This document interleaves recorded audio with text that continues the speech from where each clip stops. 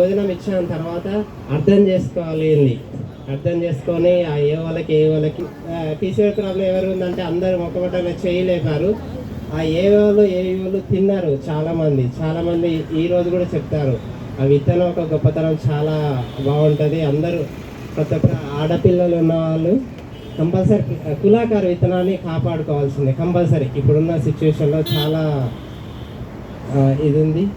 ఇంకా కొన్ని విలువైన విత్తనాలు చాలా ఉన్నాయి. ప్రతి ఒక్క విత్తనాన్ని తీసుకెళ్ళాలని మా ఎమ్మెల్యే గారు కూడా వెళ్ళాం, కానీ కొంచెం వాళ్ళు బిజీ షెడ్యూల్ వల్ల ప్రోగ్రామ్ చేయలేకపోయాం. అలా చేస్తున్నా ముందుకు తీసుకెళ్ళాలి, ఇంకా ఇంకా ఇంకా చేయాలి. ఈ కార్యక్రమానికి మాకు కూడా ఈరోజు అవకాశం దొరికింది. ఎందుకంటే ప్రతిరోజు చేస్తేనే వెళ్తుంది, రైతు అన్నాడు కూర్చుంటే కుదరదు. కొంచెం ఇప్పుడు ఆవులు ఉంటాయి చూసుకోవాలి, రైతులు వస్తుంటారు. రోజు 2-3 రైతులు వస్తారు, ఇలా చెప్పకుండానే వచ్చేస్తారు. వాళ్ళు కొంచెం దూరంకి వెళ్ళి వస్తారు కాబట్టి ఏదో మన దగ్గర ఉన్నదైతే కంపల్సరీ ఇస్తారు. ఎందుకంటే డబ్బులు వేయలేని రైతు అన్న భోజనం పెట్టగలుగుతాం. ప్రతి ఒక్క రైతు ఇంటికి వచ్చినంటే ఏదో కొంచెం భోజనం మనం ఉన్నది అన్నీ కర్రీస్ అంటే పప్పు చారు ఏదో ఒకటి మాకు. ఎందుకంటే ఆకుకూరలు కూడా వేసినాం, వస్తున్నాయి హ్యాపీగా. ఆకుకూరలతో భోజనం పెడితే కూడా హ్యాపీగా ఫీల్ అవుతున్నారు. మంచిగా ఉంటుంది, ఇంత బాగుంటాయి, వస్తాయా రా అని చాలామంది డౌట్లు ఉన్నాయి. తీసుకెళ్ళి చూపించిన వరకు నమ్మకం లేదు. ఇప్పుడు మా దగ్గర కూడా కొన్ని విత్తనాలు తీసుకెళ్తున్నారు. భర్త తీసుకెళ్తే భార్య అని వస్తుంది, ఆమె ఆర్గానిక్ గులకలని ఏదో చేస్తున్నారు. అట్లా కూడా జరుగుతుంది. అది కొంచెం మానుకోవాలి. ప్రకృతి ఆవుతో కనెక్ట్ అయితే కొంతమంది లేకున్నా కూడా ఆవుని చదువుకునే పరిస్థితుల్లో లేకున్నా కూడా కొంతమంది తీసుకెళ్తున్నారు. ఆర్గానిక్ గులకలని అదే వేయకుండా ఇట్లాంటివి వేసుకుంటే అలా చెప్పినా కూడా మారుతలేరు, భయపడుతున్నారు. అందుకని మేము ఫీల్డ్ దగ్గరికి తీసుకెళ్ళి ఈ విధానాన్ని చూపిస్తున్నాం. చాలామంది మా కలెక్టర్ మేడం వచ్చినప్పుడు ఒక ఊరినే 2 గంటల సేపు టైం తీసుకొని చెప్పండి, కనీసం ఒక 5 గుంటలన్నీ వేసుకోండి, మీ 10 గుంటలన్నీ వేసుకోండి మీ పిల్లల కోసం. నెక్స్ట్ ఫ్యూచర్ చాలా ఇబ్బంది పడతారు.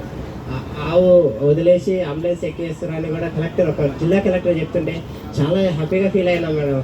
అసలు ఎందుకంటే ఆమె వచ్చి ఒక రైతుగా, నేను రైతుని బిడ్డని, నేను ఇంత ఈ స్టేజ్కి వచ్చిన వరాల మించి అధికారులు నడవలేకపోతున్నారు. ఆమె వరాలు మొత్తం తిరిగి నడిచి ఈ విధానాన్ని ఎట్లా చేసినావు, ఒక దగ్గర పంట చూడలేదు, మొత్తం చూసింది. వరాలు కూలిపోవట్లేదు. ఒకటే అడిగింది, వాళ్ళకి ఏం చెప్పింది అంటే వరాలు కూలట్లేవు, ఇంత పెద్ద వరాలు కూలట్లేవు ఎందుకు అని అడిగింది. క్వశ్చన్ వేసింది వాళ్ళకి. ఇక్కడ కలుపు మందు కొట్టలేదు, కలుపు మందు కొడితే కథం కూలిపోతాయి, వరాలనే నిలబడట్లేవు. ఇప్పుడున్న పరిస్థితులు అది ఇంత బాగుంది. ఈ విధానాన్ని కొంచెమన్నా అధికారులు పట్టించుకుంటే ఎవరు పట్టించుకోరు, కానీ మన విధానాన్ని మనమే తీసుకెళ్ళాలి. చిన్నగా ఒకేసారి మంచి రావాలంటే ఎవరు ఆచరిస్తలేరు. అంటే ఇబ్బంది అయిన వాళ్ళే వస్తున్నారు, కానీ అర్థం చేసుకుంటలేరు. ఇంకనైనా అయినా కూడా ఇప్పుడు ఎంత చేసినా కూడా 10 మందిని వరకే మార్చాను మా ఊర్లో. మళ్ళీ పక్క ఊళ్ళో ఎక్కువ మంది ఊరు, ఇప్పుడు 10 మంది వరకు వచ్చింది మా ఊర్లో. ఒక 5-6 సంవత్సరాల నుంచి పోరాడుతుంటే ఇప్పుడు ఒక 10 మంది మార్చడం చాలా కష్టం.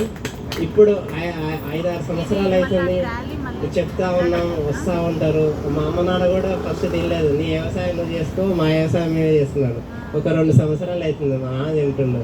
ఇప్పుడు మా అబ్బాయి వేసేది మంచిగా ఉంది, మరి ఇది బాగున్నదని అంటున్నాడు.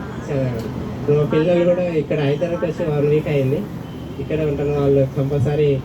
ఇంకా మాకు కూడా ఇబ్బంది అవుతుంది పిల్లలతో, అంటే మాకు పనికి అవసరం అవుతారు, చాలా సపోర్ట్ చేస్తుంటారు. చాలా అంటే చాలా. మాకు ఆడపిల్లలు 3, వీళ్ళిద్దరు ఇంకొక పాప ఉంది. వీళ్ళిద్దరి కంటే ఎక్కువ హుషారు ఉంటుంది.